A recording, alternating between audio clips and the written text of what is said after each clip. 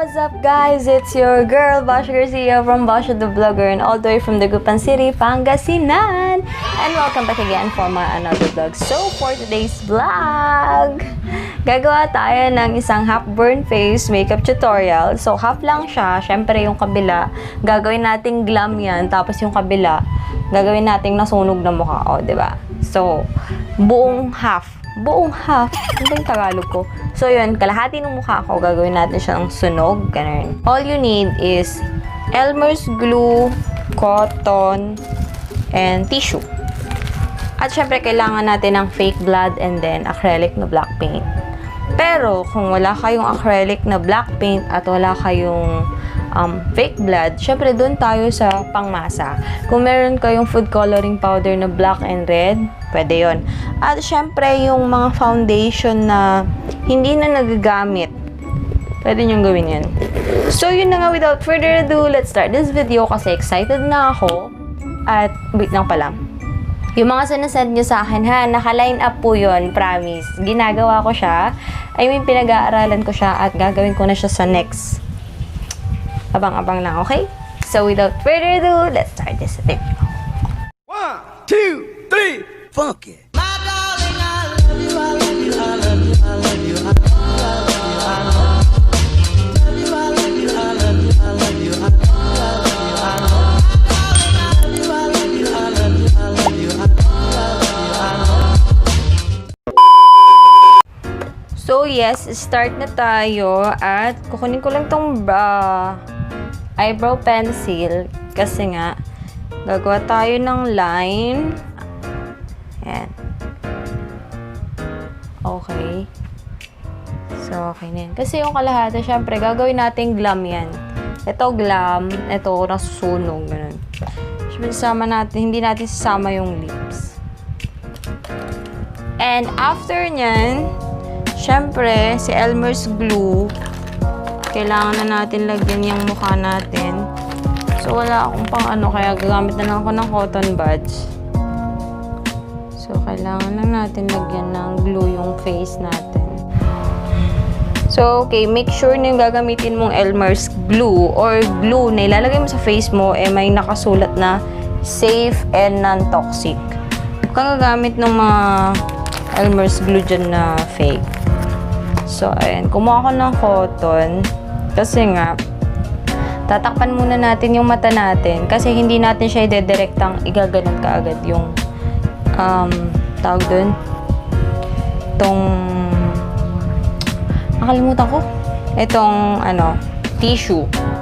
Kasi nga, pag lalagyan na natin ng acrylic paint, diba, baka hindi matansya malagyan yung mata natin. So, kailangan ingat din. Tatakpan ko muna yung mata ko gamit to. So, kaya naglagay muna ako ng bilog. So, ganito siya. So, ayan yan.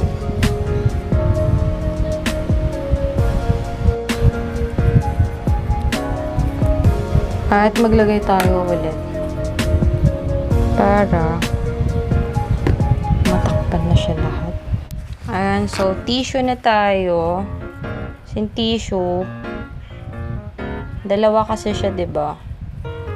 Kaya, ganyan. Tiin din natin ulit.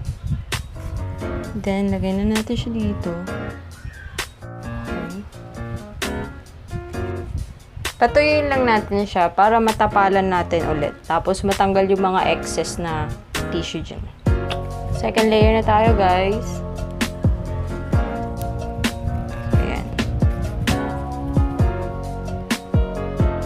Okay, so after nyan, maglagay na tayo ng ating moisturizer.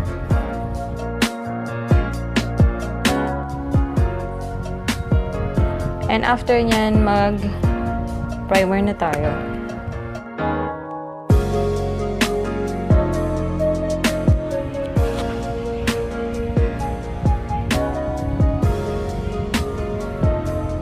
At syempre, habang pinapatuyo natin yan, magkikilay na tayo. At gagamitin ko ngayon yung tinted brow gel ni Says Lady. So, the shade of number 4.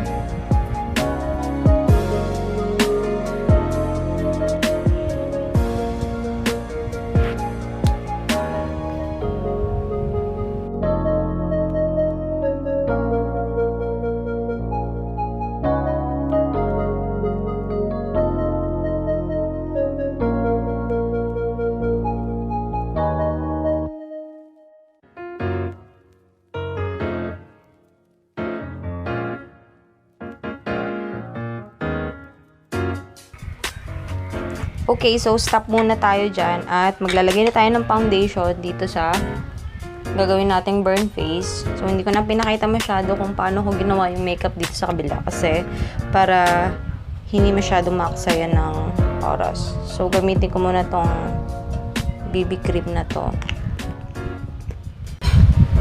Medyo tan yung kulay nito. So, ganyan. Ayan.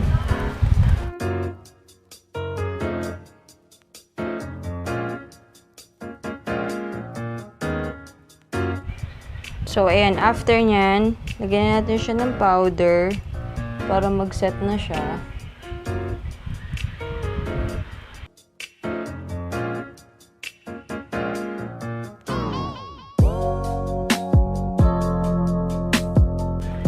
So, pag nalagyan na natin ng powder yan, syempre, ready na natin yung ating acrylic paint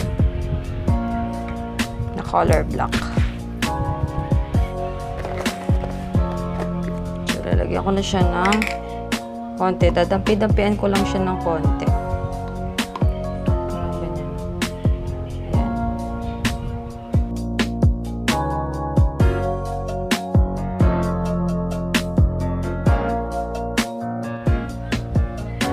Okay, so after nyan, maglagay na tayo ng color red na cream makeup. Galing Pandayan to. Binili ko siya sa Pandayan at mura lang naman siya. So, ganyan lang.